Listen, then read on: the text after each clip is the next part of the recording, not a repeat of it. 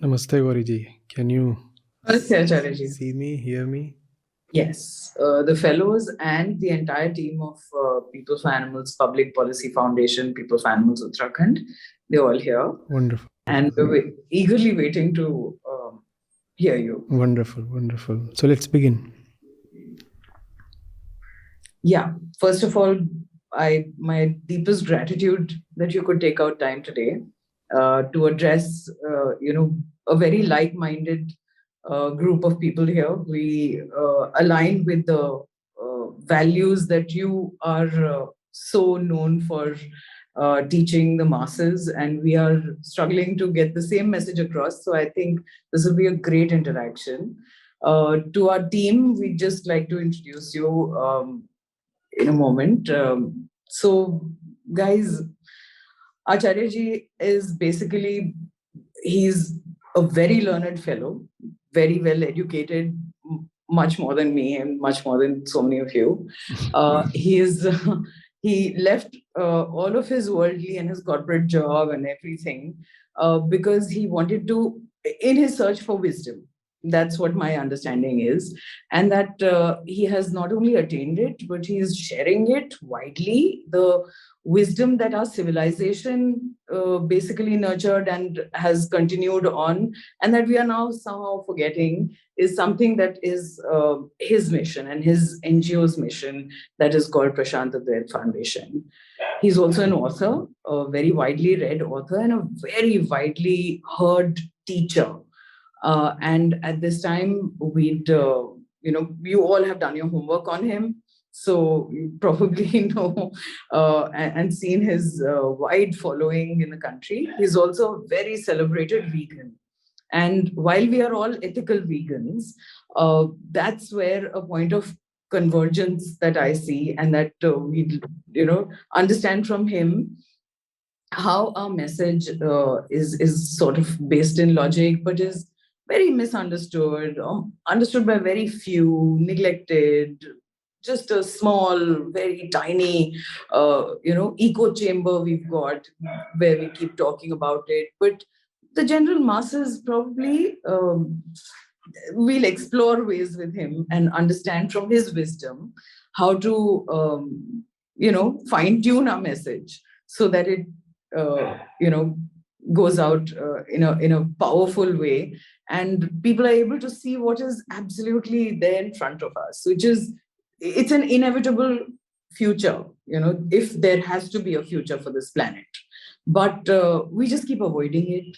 We just think, in very myopic terms, and a lot of people don't even, entertain the thought of being a vegetarian, let alone being a vegan. So those arguments keep coming to us, and while we give our own very emotional arguments, we'd love to learn from Acharya ji how he handled such thoughts and such arguments, and how we can make our mission a little more powerful.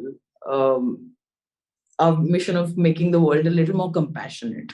And that's, I just stated once, it's not just because we like animals. We are a team of people, Acharya ji, who are not only just people who like animals or who love animals or who like to cuddle animals, or we feel very emotionally, about them, but we are people who are fighting for justice. And I think there cannot be a higher justice than actually abolishing speciesism, than abolishing, just looking at all life in the same manner.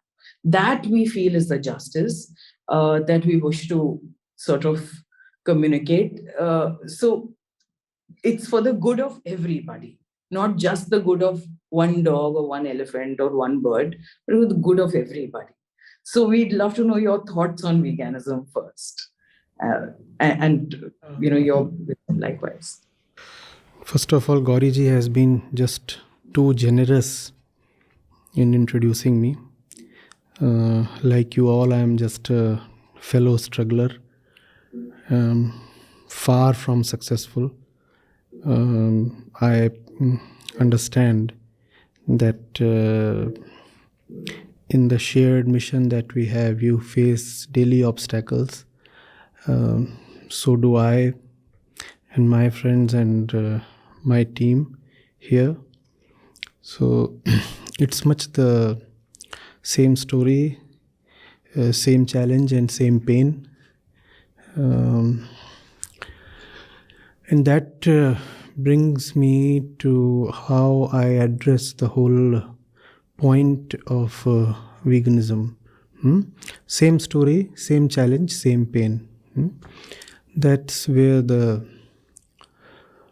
vegan story begins. You see, who are we? And this is not just to construct an argument in favor of veganism. This is our reality. This is our existential fact. Who are we? We are creatures of consciousness. And if we are not conscious, then we are not human. That's not just rhetorical, metaphorical. That's even biological and social, is it not? Your consciousness goes a bit awry and you are dispatched to an asylum. All your other bodily functions are just okay. You might not even be harming somebody, and yet you are not considered fit to live among normal, that is, conscious people. Which means to be a normal human is to be a conscious human. Same applies to sick people. Your body functions might still be holding up, but if there is very little probability of you ever behaving in a conscious way, you ever becoming mentally functional like a normal human being, then euthanasia is not too far away. Even the family interest drops. And if you were to be told about such a possibility in the future regarding your own health, your own body, you too would probably say that if it comes to that, please don't drag me on, let me go. What does that mean? That simply means that life is consciousness, and life without consciousness is not worth living. It's as simple as that. And it is not something you have to convince somebody on. It is an obvious fact. It is an obvious fact. A fact that applies to all living forms. But when it comes to human beings, this fact applies even more starkly. Why? Because we think, we ideate, we have a language, we structure, and we are people who are not satisfied. We want to reach a particular point called peace or liberation or fulfillment. We all have that, right? And that's why human beings have far too many desires compared to other living beings. All living forms have desires, but look at the desires of Homo sapiens. We exceed them all by many times. So our existence is a conscious existence, not just biological. We are not pieces of meat, loaves of flesh, just walking around. We have a purpose of life. And that purpose of life is to come to, as we just said, a particular peace or realization or fulfillment, simply put, satisfaction. So the existence itself is related to consciousness, right? Consciousness. Now, the consciousness that we are keeps changing its subject, its stuff, that which it is attached to, that which it is busy with. All that thing keeps changing. Right now, I'm, for example, addressing you all here. Now, you are listening to me. An hour or two later, something else would occupy your consciousness, and same applies to me. So the stuff of consciousness would change, but consciousness remains. Right? And it is not the stuff that we value. Are we together on this? It is not the stuff that is so much valuable. It is consciousness that is valuable. How do two people differ? When we take two human beings to begin with, we'll come to other living forms then. How do two people differ? They differ in the stuff of their consciousness, right? Not in the fact of consciousness itself. And we just said a couple of sentences back that the stuff is not all that important. What is important is the very fact of consciousness, not the object of consciousness. So consciousness itself is important, and what separates one person from the other is simply that the two people have different priorities, varying ideas, and different things to take care of or be attached to, be occupied with, and all that, right? But the fact that they both have something to live for is a shared reality, which means consciousness is what is supreme.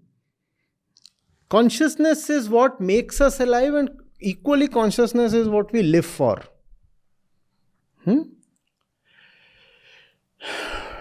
Now extend the argument to animals. The stuff of their consciousness is definitely different.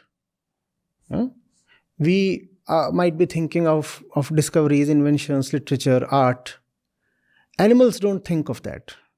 And if they do, we do not know of that. At least they don't think of these things in the way that we do, right? From our point of view. So the stuff of their consciousness is different, but they are conscious. And the fundamental cravings that we have are very much alike to theirs. Is it not so? In terms of thought and the content of thought, obviously we are very different. We are different from each other. And we are very different when it comes to other species. But when it comes to the very fundamentals of life, are we not all one? Think of it. We do so many things. What is the fundamental tendency driving the various things that we do? For example, the tendency to secure a future, the tendency to just live on.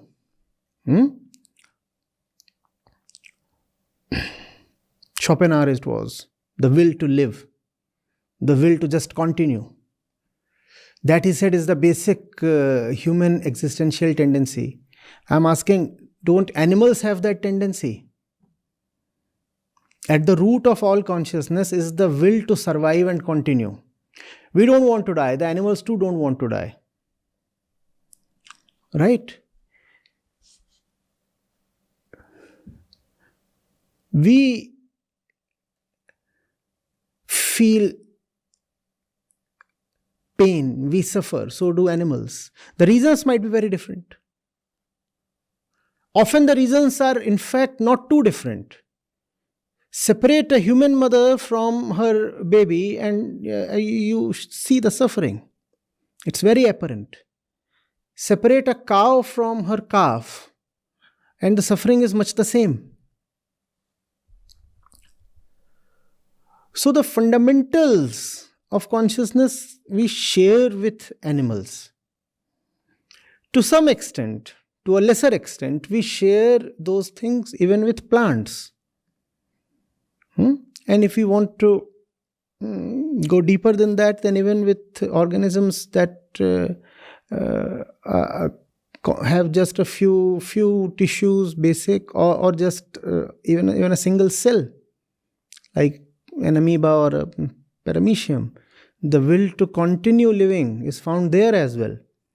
If you attack an amoeba, it has ways to survive. And it wants to prolong its existence into eternity by reproducing. And it has its own peculiar way of reproduction. The same things that we do. Outwardly, there is so much that we have created and that looks so spectacular and so different from the jungle kingdom. But inwardly, at our core, don't we all have the same desires, the same tendencies that animals have? Is not the very core of consciousness the same? And it is consciousness, the maximization of consciousness, the liberation of consciousness, that is also the purpose of life. Which means that a conscious entity has to be looked at with respect, with a certain love.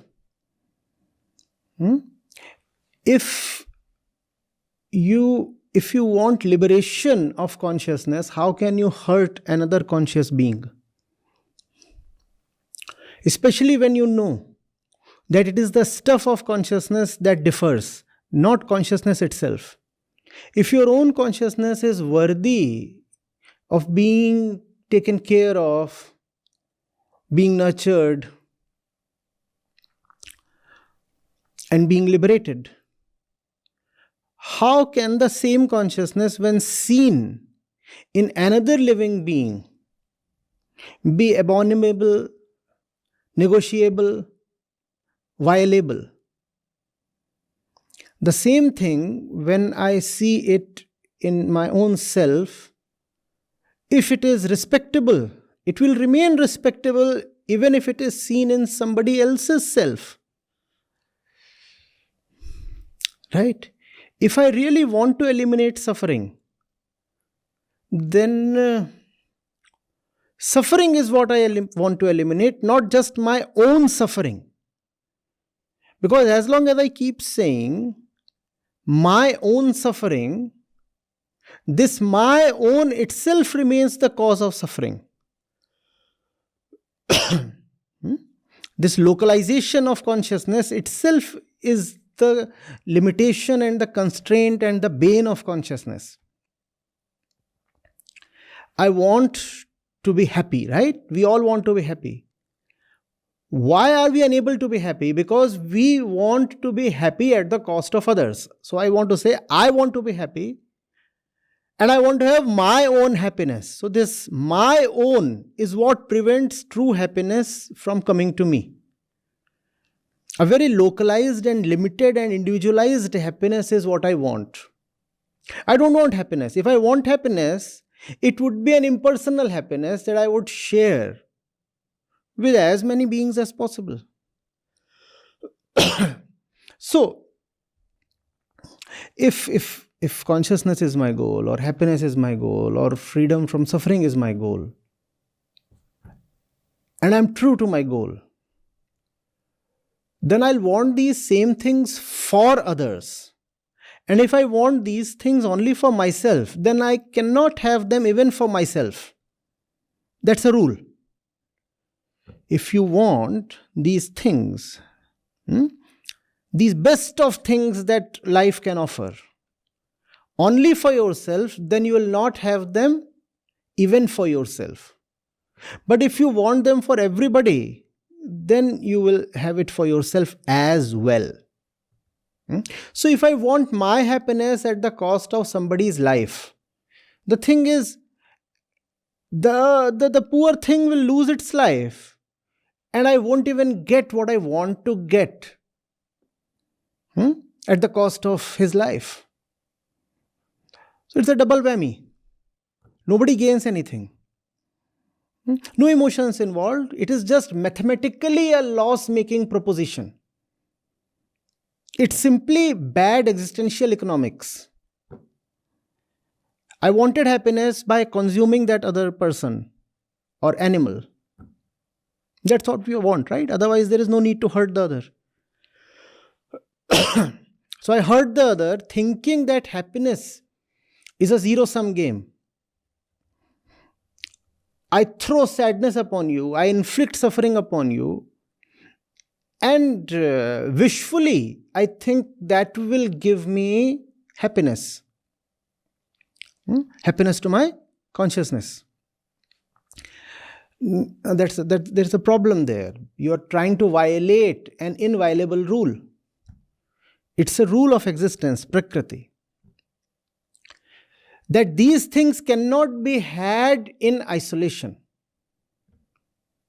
That you cannot have these things only for yourself.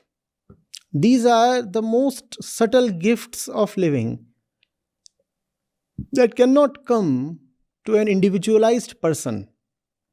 Money you can have for yourself, I understand. It's your bank account, and if it's deposited in that account, it belongs only to you. Nobody else can ever say. But when it comes to liberation, it can never be personal. When it comes to real happiness, that is joy, it can never be personal. Money can be a zero-sum game. I snatch 100 rupees from you. You lost 100, I gained 100, the sum is 0.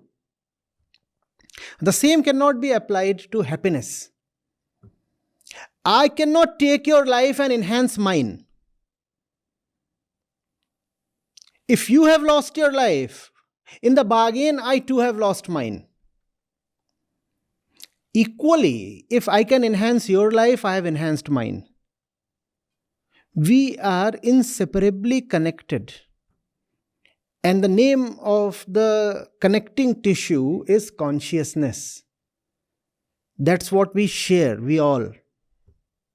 And in that there is no zero-sum arithmetic. If you lose, so do I. If you gain, so do I. So that day, I was in Rishikesh and after the camp, and there was this little puppy, and we posted a pic. Me and the pup. And along with that, we wrote a little caption from my favorite saint poet. यह तन वह तन एक है, एक प्राण दुई गात, अपने जी से जानिए मेरे जी की बात. So this body and that body are actually the same. The pran is the same. Pran here refers to consciousness. Gat means body. Ek pran dui gat. The bodies appear different, but the life is the same. Life meaning consciousness. Ek pran dui gat. Two bodies, but the consciousness is just the same. So that's what. You hurt the other, you are hurting yourself. It's not even a matter of emotion. It's not even a matter of sympathy. People won't understand even if you call it empathy. Have to help them see. You kill the other and you are killing your own possibility of joy, fulfillment, liberation. Don't you want that? In some sense, the chicken is gone. It won't suffer anymore. But you have condemned yourself to enhanced future suffering by just doing what you did. It's bad. You disrespect the consciousness there and you have disrespected your own consciousness. And if you disrespect your consciousness, how will you ever bring it to fulfillment? Am I too abstract? What are the friends saying? Are they feeling disconnected? I don't know. I'm certainly not, because I'll tell you something here. When I first went to the parliament for the very first time, and I was just like a tourist walking around, I saw this huge, engraving right in front of the parliament hall, which said Vasudev Kutumbakam. And then I studied a little more about it. All the world is one family, globalization is one interpretation of it. But I think from our civilization point of view, I think it's more deeper than that. And it's about all consciousness actually being the same, exactly what you said. And basically indicating a kind of a singularity from which everybody originated. Wonderful. Which even physics agrees with now. Wonderful. We can't look at species in silos. And now even the World Health Organization has come up with the One Health program, because all health is one. Those are little things where it's manifesting itself, but it's just too little, too late. Are we too late to save the planet, Acharya? I mean, is it really too late? Sometimes I feel like saying yes, it is already too late. Probably that is the fact as well. But that does not matter. You see, it might not be too late, it might already be too late. How does it matter? One has to just keep fighting on. Not for those who are gone, not for the future, but for the present possibility that there is something precious, lovely, worthwhile that can probably be redeemed. And one will not be able to forgive herself if one doesn't give it all one has. You see, I don't know about the future of the planet. So the more I go into the science of it, the more it starts looking quite certain that this unfortunate and monstrous species of ours isn't going to last another 100 years. In fact, within the next decade or two, we'll start seeing very, very obvious signs of the approaching end. All that is going to happen in our lifetime. But anyway, when 100 years is too distant a future, I do not know what would happen. How much time do we have to live as individuals? I suppose at the most I have a few decades. The fellows are probably younger. They'll have a spare decade or two compared to me. We don't have too much time. Let's fight it out. And that's the best use we can put our life to. That's how I look at it. I don't know what the result of this battle would be, but it's worth fighting.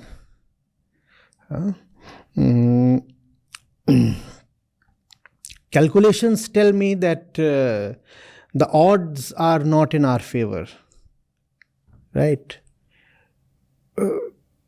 But in things like these, calculations don't matter that much.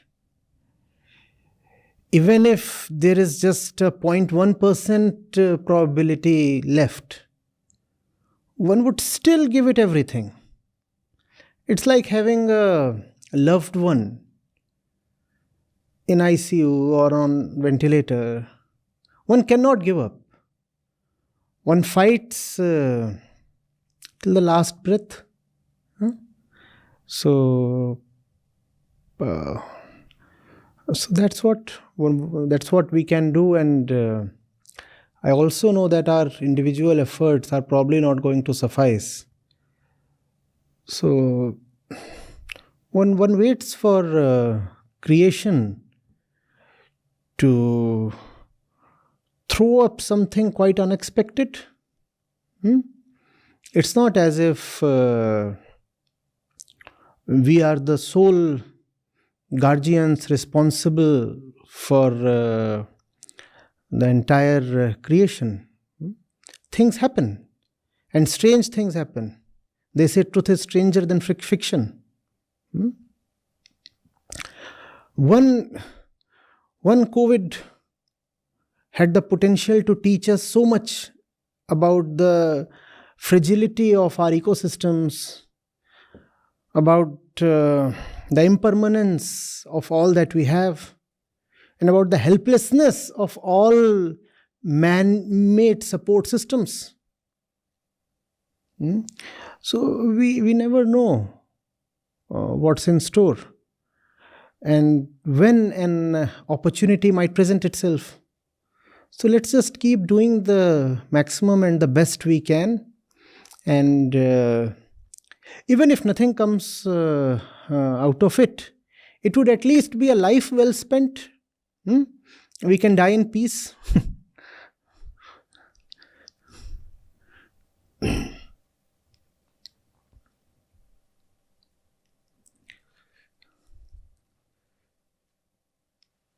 Yeah, you're absolutely right. It's uncanny how our thoughts completely align. I also feel that it's to be fought because it's a battle worth fighting, and it's something that would,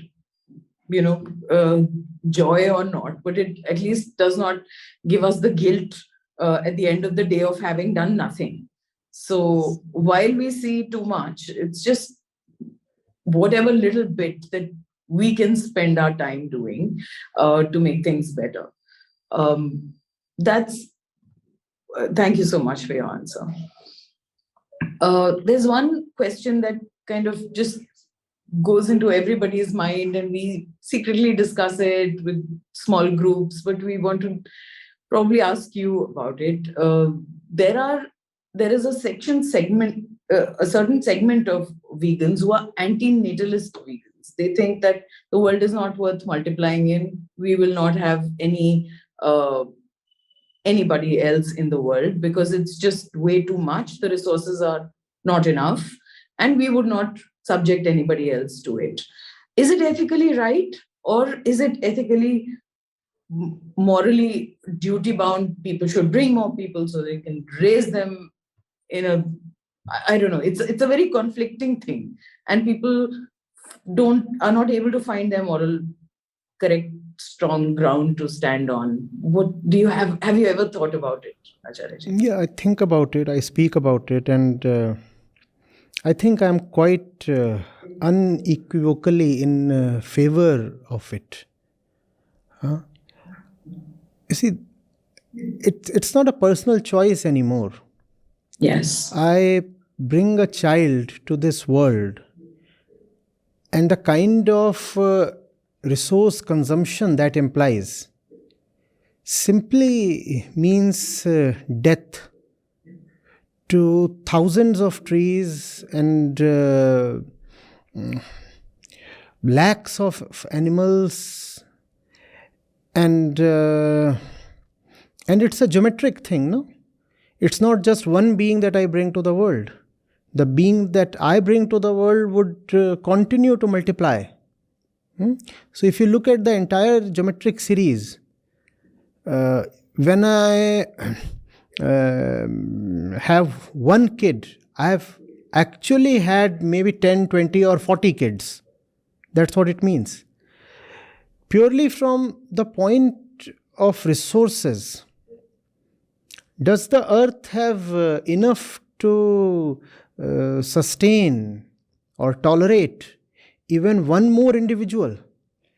The answer does not lie in emotions or opinions. The answer has to lie in rigorous computation. If you look at economics, if you look at the kind of resources that an average individual consumes today, and the average individual not only consumes that many resources today, he aspires to consume even more in the future. So if you bring a child to life, the resource consumption of that child, that single individual, is likely to be at least 5 to 10 times more compared to the amount that you consumed.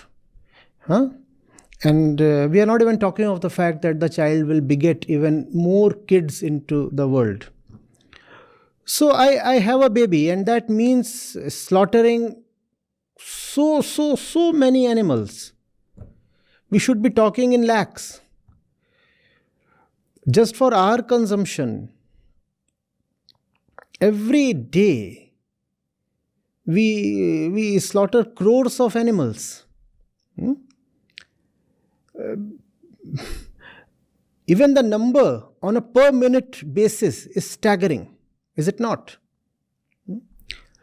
So when somebody talks of reproduction, when people talk of pregnancy, I say, when you produce the baby, also produce roads.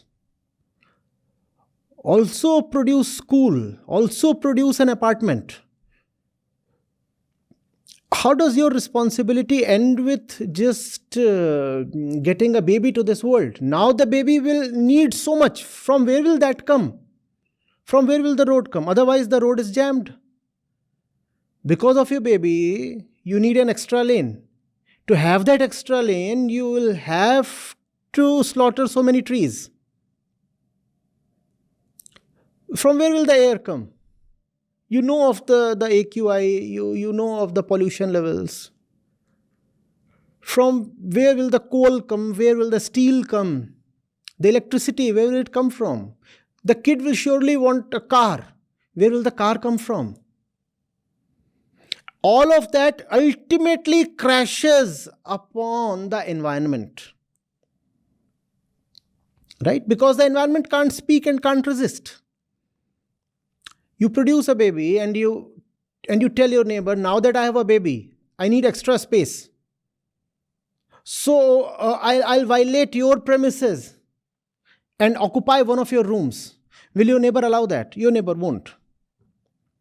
But there are trees behind your house. Now that you have a baby, you go and hack those trees down. And you say, now I have some free space and we can have extra room there for the baby. Baby is growing up.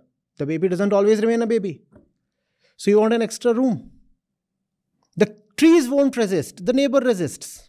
Everybody resists. Only the trees don't resist, and the helpless poor animals, they don't resist. So when the baby comes to this world, it is the trees and the animals whose death sentence has been read out. Lakhs of animals die the very day you give birth to a kid. So I just don't think that the traditional animalistic feeling of giving birth and the social concept that life is fulfilled only when you have a full nest, I don't think any of that holds good today.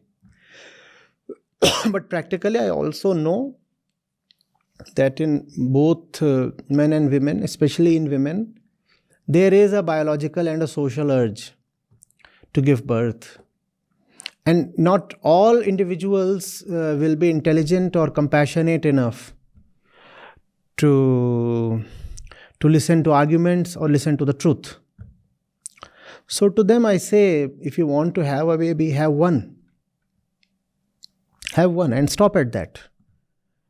And millions of Chinese families were able to stop at one baby. It's not that they couldn't bear it. They lived happily with their one kid. So stop at that. And to others I say who don't want to have a kid but they still want to enjoy the presence of a kid, I say go and adopt somebody. How is adoption not a great choice? If it stops at one, it is still okay. Because that would effectively mean that the population is not growing. In between, we will have definitely over-enthusiastic couples who will go for the second one. So So fine. That kind of allowance we have to make. But my appeal to all people who can see and who can listen and who have a heart is to understand that your baby is the death of millions of other babies. Don't do that.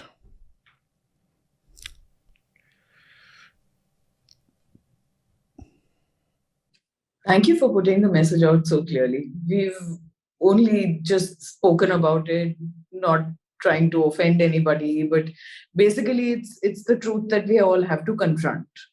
And consumerism is on the rise, and it only grows with more people on the planet. And you very rightly said that for even somebody who wants to buy one small thing, there is so much impact on the environment that it inevitably starts a domino effect on everybody. So Also, when you have a kid, because you talked of the domino effect, that in some way triggers so many others to have a kid. See, those who do not have kids, surprisingly, they fail to become inspirations. They remain aberrations. But if you do get a kid, then your entire extended family feels inspired to have one more of their own. So that's the kind of domino effect that you experience. If you don't have a kid, you don't declare it loudly on social media. There is nothing to go to the town with. It's not news, right? I haven't had a baby. You won't say, today is the 3rd anniversary of me not having a baby. Right? That kind of absurdity you won't display. But when you do have a baby, then your social media and your entire circle is awash with pics and congratulations and baby stuff and this and that. And that way you are triggering the maternal and paternal instinct in so many others. And they do not know what to make of life. So the moment they see those pics, they say, come on, let's do it. And that's the way human stupidity operates. What can one do?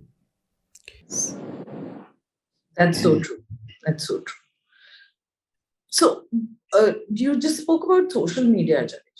You have such a strong message, and you have chosen social media as a platform, as one of the platforms, one of the prime platforms to amplify your message. We are all, very good at whatever. I mean, we try to do whatever we do best with authorities, with people doing a ton of capacity building and whatever. But we always keep social media a little, on the low priority. Why? I want you to explain why, for this message, you have chosen social media, and what role has it played? Just a little on the importance of why all of these people here should, and how many times would be optimum, because some of them might be completely crazed about constantly being on Instagram or Facebook or Twitter. Even that is not all right. Not being there is not all right. So what is the optimum amount that should be? One has to remember that social media is a tool. We are not going there for mere entertainment. Not that entertainment is despicable. It's okay to entertain oneself, fine if one. But when it comes to the mission, social media is an instrument. Social media is a weapon. So one uses it. One uses it to strike at people where they are, right? It's obvious one has to reach people only where they are. And they're all there on Instagram and YouTube. So that's where they have to be caught. There is no option. Apart from work and personal time, this is where people spend themselves. They are hooked to their phones. They are watching stuff there. and the collective time of humanity that is being spent in front of the mobile screen is astonishing.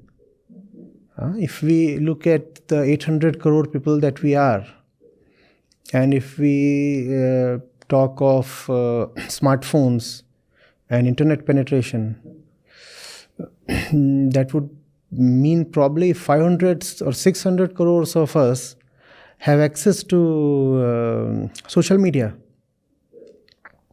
I suppose Facebook itself the app has been downloaded, what, 5 billion times, 2 billion times? How many downloads does it have? The number of downloads of that single app runs into billions. So that's where the people are. If somebody is not in his house, you do not knock at that house, right? If people have all assembled at some place, that's the place you go to if you want to address them.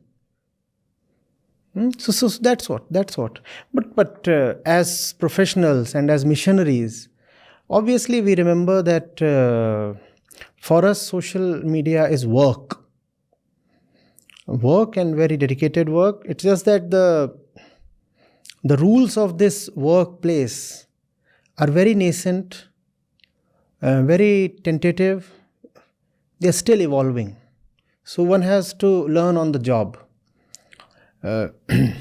YouTube today is not what it was 5 years back. And the arrival of TikTok totally changed Instagram.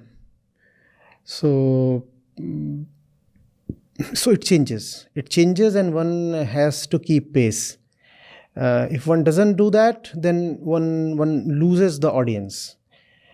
And it's important to not to lose your audience, because it is the audience that you want to work on. It's not obviously about the two of us holding conversation here. I would want this conversation to reach at least lakhs of people. Had it been in my power, I would have wanted it to reach the entire population. I don't have that kind of power. But that's what. Imagine if these things can reach everybody, that to 10 times a day. Won't we have hope?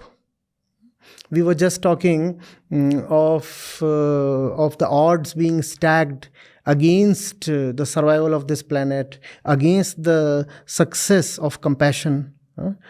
Won't the picture completely change if we have access to the minds of all those people who are rushing very blindly towards their own destruction? And we cannot stop them just because we do not have access to them. So access, reach is everything. There is nothing more important than that in the work that we are doing. See, we are not scientists working on something privately in some isolated lab. Our mission involves influencing people, because it's people who make choices. And it's their choices that we want to impact. So probably there is nothing more important than social media today. And if you can add print and TV to social media, you are a winner. You're a winner. Imagine if somebody with, let's say, 100 million followers on Instagram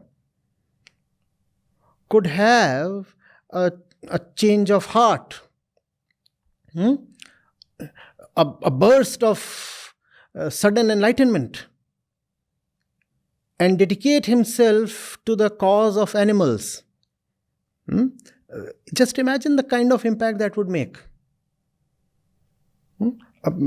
Somebody with 100 million followers is consistently talking of empathy and compassion and the kind of cruelty that we display and the facts of the animal agriculture industry and mechanized slaughterhouses and the cruelty that even the common members of the population display. If he is constantly talking of this, I mean, we'll get a steroid shot. in terms of our mission. We may like it or not like it, but that's how things stand. Right. If you can get the leading voices to espouse your cause, you are doing the millions of species a great favor. And that's what they are all calling out for from their jungle. They are saying, please get us heard. We don't have a voice. Please get somebody with a big voice to speak for us.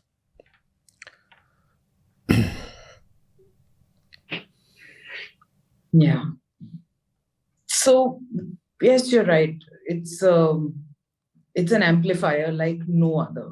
We can't collect physically so many people in one place. We can't knock on enough doors and tell them about our message. So it's absolutely important that, a few times a day we speak up on social media and probably try to become our own influencers. In our own small Right. ecosystems, we can become voices that will be heard, at least among our friends and followers. And I'm so glad you're gaining followers every day. May your tribe increase. A lot of time of the foundation, and would you believe it? About 80% of the total donation that we receive is spent on simply promoting our message. In fact, I sometimes say to the team, reach is the mission. Nothing else is the mission. If somebody asks you to define the mission in one word, that one word is reach. Just reach out to as many people as possible, and the rest will follow on its own. The rest is natural. What needs to be laboriously done, effortfully done, is the act of reaching out. That cannot happen naturally. But once you have struck someone, after that, there will be some kind of reaction that you don't have to worry about. After that, the ball will roll on its own. So, reach is the mission.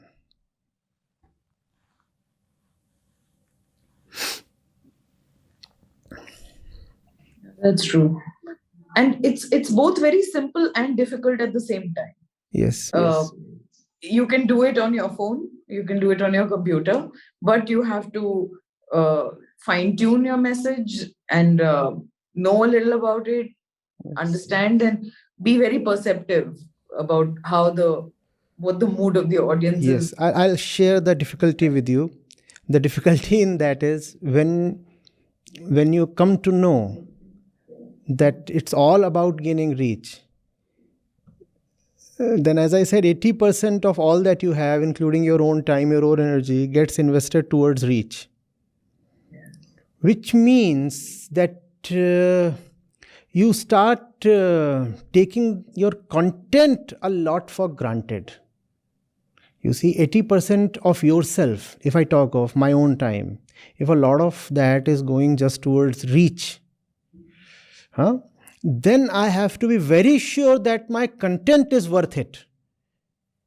Because I'm not able to work on my content. All my time is invested towards reach.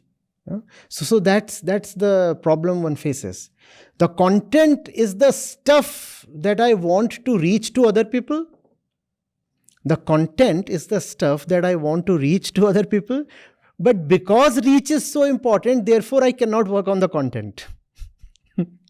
So that means that one has to be internally very disciplined, and even in limited time, one has to ensure that the content remains updated, and that the purity of what you are saying and the sharpness of your argument remains intact.